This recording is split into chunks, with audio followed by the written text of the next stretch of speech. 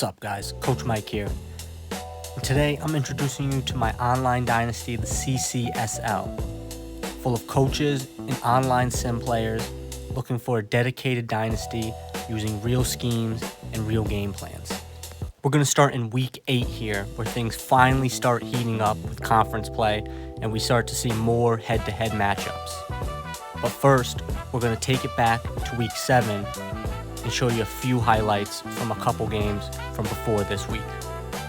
We'll check out 2 games in the Sun Belt where 4 teams still contend for the top spot, and we'll also check out a game in the MACtion, including Miami and Buffalo, that goes down to the wire. All of this is leading up to UMass versus Buffalo, which is the MAC game of the week, where 2 teams fight for the second place spot in the MAC. Let's check it out. We start in Louisiana, where a high-flying Bryles offense looks to take on an up-tempo, high-flying air raid offense. Now, you would think this game would end up being 49-52 in a shootout affair, but these guys actually do a very good job of defending each other the entire game, which leads to a nail-biter in the fourth.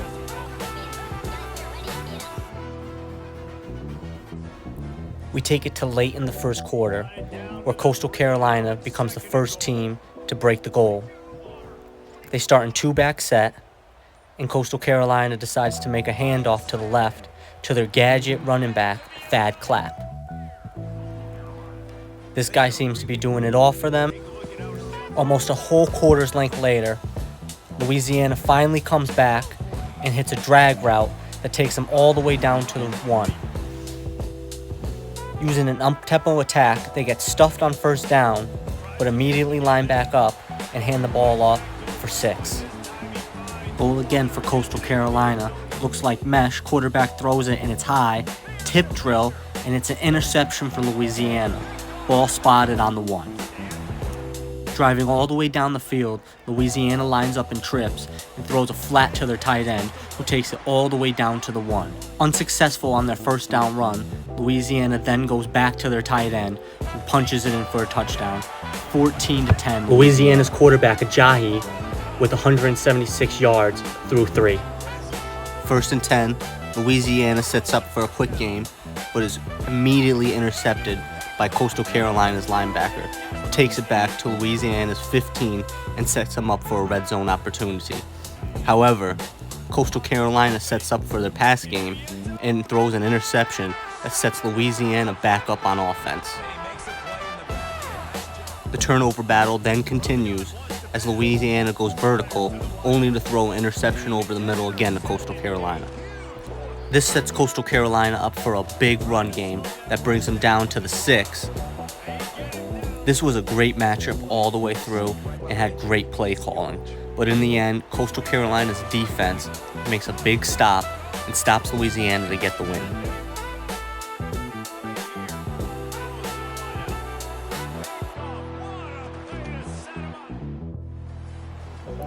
We now take it to Miami, Ohio, on a Thursday night where 2 teams battle for a top spot in the MAC conference. Miami, Ohio faces off against Buffalo. Known for their smash-mouth style of football, Miami looks to see if they can control the tempo against Buffalo's high-flying offense.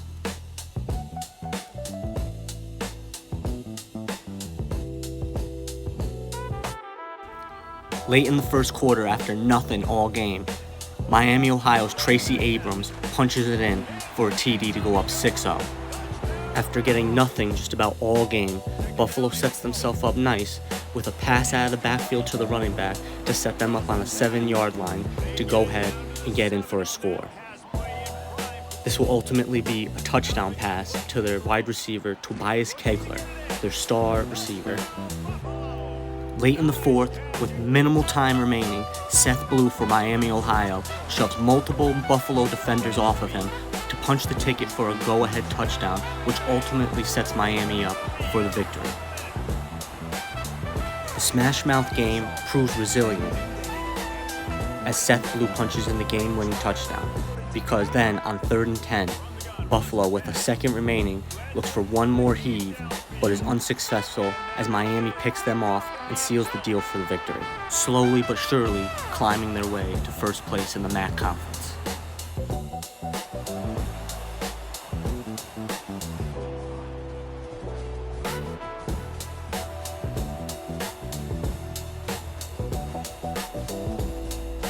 We now bring you to Week 8, where the Sun Belt Game of the Week features Old Dominion taking on first place Arkansas State. This game is full of high-tempo offenses and a high-scoring affair. Early in the first, showing all eligibles to the right, Arkansas gashes the defense for the first touchdown of the game. Later in the second, Old Dominion's player of the game, Miguel Manziel, scores his first touchdown of the game to put ODU in striking distance. On the very next drive, Arkansas State shows why they're the number one team in the conference and fits a beautiful pass over the top to go ahead up 2 scores. Late in the closing second quarter, Old Dominion finds some life and they find a screen pass that bounces out to the outside to go ahead for 6. That puts them within scoring range again to go ahead and win this game. Through halftime, you see a ton of offense, but the main thing is ODU and how they're controlling the ball and they're controlling the clock. 1st and 10 to open up the half, Arkansas State comes out and runs an RPO screen that bounces out to the outside and goes ahead inside for 6. They then punch in another score after they fake a beautiful ISO to drop it off to the tight end with nobody around him for another 6. ODU falls behind, but they down 17.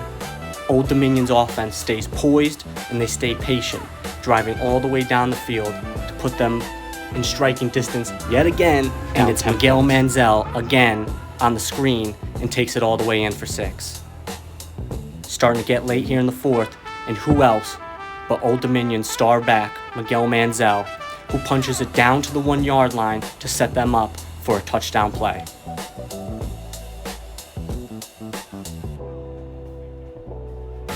As Old Dominion continues their 4th quarter shutout, they now find Arkansas State in a 3rd and long situation, which they are unsuccessful to convert, giving Old Dominion finally their shot at redemption and a chance to close out and win this game. They find themselves at 2nd and 1 as quarterback Max Graves hits a drag route to set them up on the 2-yard line.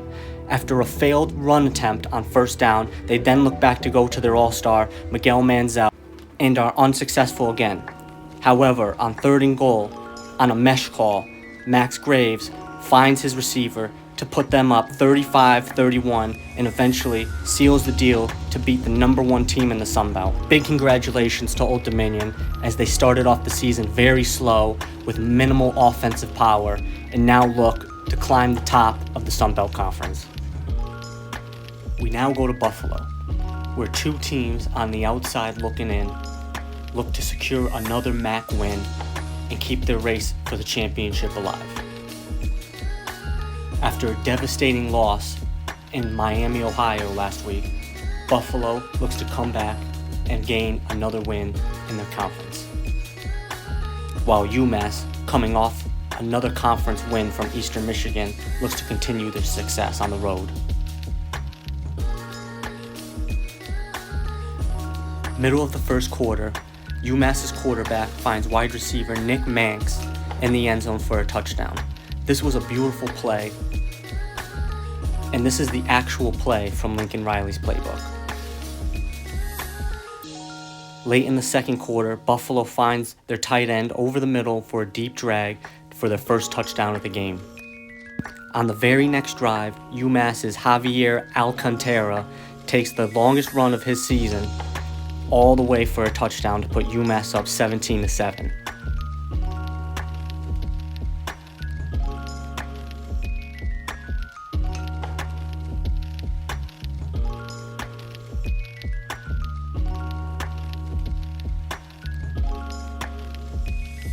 Buffalo decides to answer with 6 points of their own as their quarterback finds his 2nd touchdown of the day.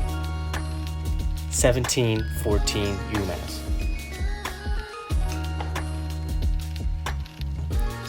Greedy play calling on UMass's side of the ball sets Buffalo up for 3 more points and a tie ball game going into the half.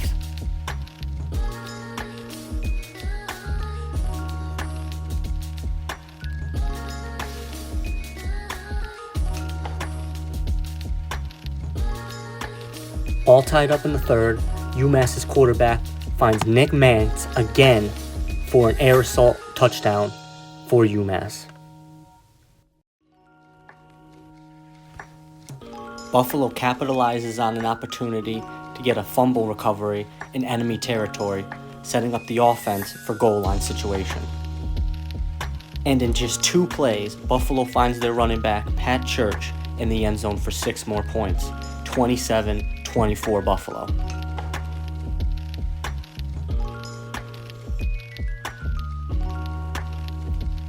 However, on 2nd and 2, you guessed it, Nick Mance makes another catch and goes yard for another touchdown. This makes it his 3rd of the game.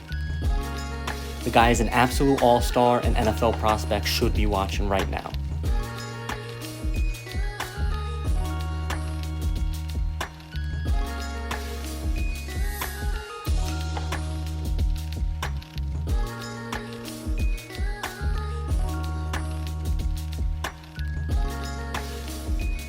The offensive fireworks continue this game as Pat Church finds himself going yard for another 6. Take him to church, Pat, just like Sundays.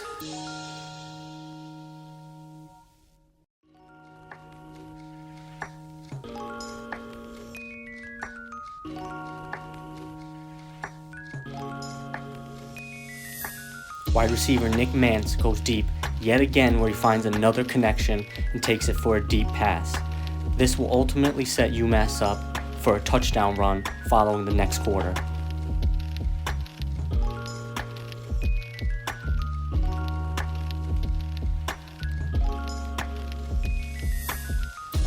That's QB Sean Major breaking 2 tackles for 6.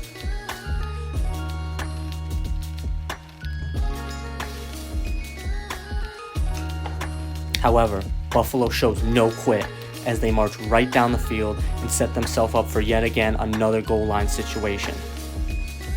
This time, for you guessed it, Pat Church to take it in for another 6.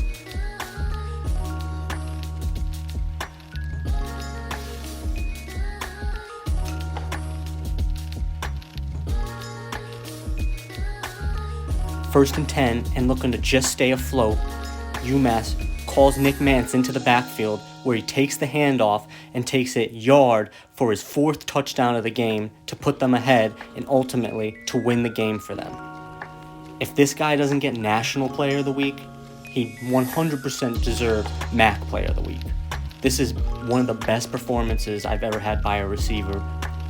Driving down the field with 11 seconds left, Buffalo finds themselves in the same situation as last week in Miami, Ohio.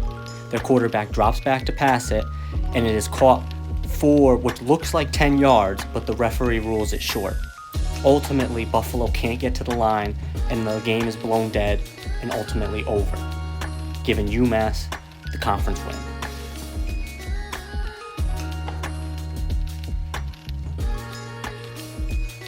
Shout out to Coach Book. That was a great game, but this is a stat line that I've never had before. This guy completely showed out for me and had one of the best games of his career. Nick Mance, you're the man.